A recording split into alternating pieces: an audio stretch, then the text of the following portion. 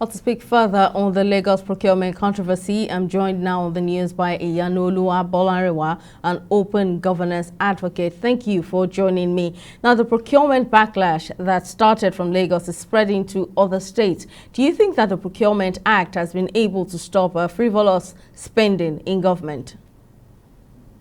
Well, good evening, everyone. Thank you very much for having me this evening, and I really appreciate that citizens are starting to understand their position in this democracy, and also the words that we've been putting out as budget, which is to always ask questions.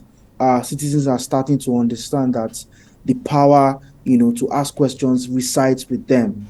There are laws, there are rules. Procurement laws are there, procurement rules are there. As a matter of fact, a lot of states had to implement that during the SIFTAS project, where the World Bank was giving out grants to states, basically on assessing them on a subnational level of transparency. Now, going to your question, has this been able to, reduce corruption, or has it been able to stop corruption totally? The answer is no, right? Quite unfortunate, but that's the realities that we face right now in the country. And, there's been a lot of barbaric things that we've seen in these ways taxpayers' money are being spent. However, it's not a new information that society organizations have been pushing out there as towards ensuring that state government put into cognizance how they spend taxpayers' money. However, what we have seen has always been brazen, the brazen attitude of executive governors, spending these funds as if, there's no necessity for transparency and accountability, and most especially value for money. So, and if you check out, the most recent, Q3 data for budget implementation report released by the Lagos State government, you will see that a lot of the challenges were, we're not even in tandem to how the procurements were made. It was really in tandem to how, the value of money was really, really, acquired. Because at the end of the day, you will see a lot of things that just didn't make sense. And, to add salt to injury was the response the procurement team for Lagos State gave to say that, some of those spendings were in tandem to economic realities. Now, the question is, who then takes care of the economic realities of the people of the state, right? So we have also lost focus on what really matters at the end of the day. So basically, we need to understand that these issues are there.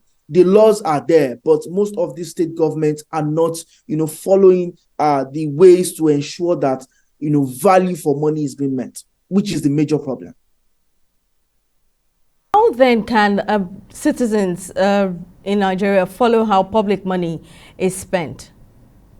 Yes, you can see that immediately we had one of the influential persons wrote a letter to the state government saying that this is what I noticed from your procurement, and this is what I noticed from how you spent money. It made citizens understand that there is a level of, engagement, involvement that citizens need to have, right? So that everybody can know that we have their eyes on their activities, right? And as a matter of fact, citizens need to understand that it's their responsibility to hold government to account, because you are paying taxes, because you are a member of the state, because your welfare is also dictated by what the state actually does, right? So it's important that citizens, follow the money, they follow the procurement processes. They also investigate on all these things that the government says they have done. And one of the ways to do that is to, follow up with the work that we do.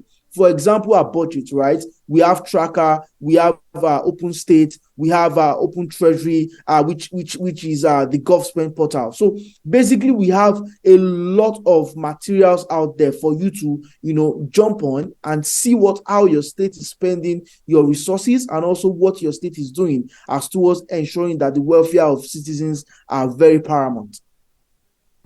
Thank you very much, Iyanoluwa Bolarewa, for lending your thoughts.